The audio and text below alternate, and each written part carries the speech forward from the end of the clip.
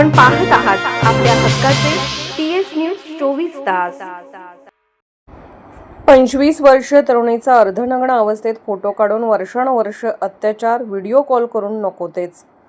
2016 पासून पीडितेचे अश्लील फोटो काढून अनेक वर्ष ब्लॅकमेल, धमकी देऊन शरीर संबंध ठेवल्याचा आरोप। जालना जिल्ह्यात एक धक्कादायक प्रकार उघडकीस आला आहे। अल्पवयीन मुलीने अश्लील फोटो काढून तिला अनेक वर्ष ब्लॅकमेल केलं आणि तिच्यावर वारंवार अत्याचार केल्याचा गंभीर आरोप आहे। जालना जिल्ह्यातील भोकरदन तालुक्यातील वाल सावंगी येथील 25 वर्षीय पीडितेने पारद पोलीस ठाणे गाठून तक्रार दाखल केली।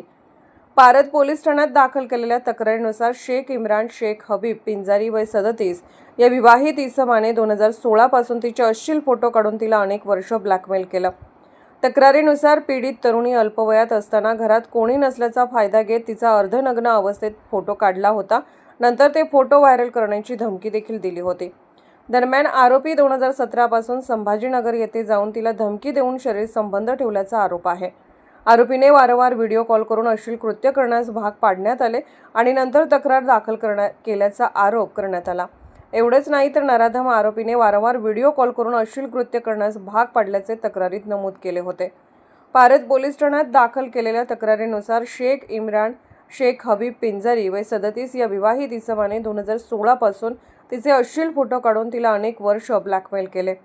तक्रारीनुसार पीडित तरुणी अल्पवयात असताना घरात कोणी नसल्याचा फायदा घेत तिचा अर्धनग्न अवस्थेत फोटो काढला होता।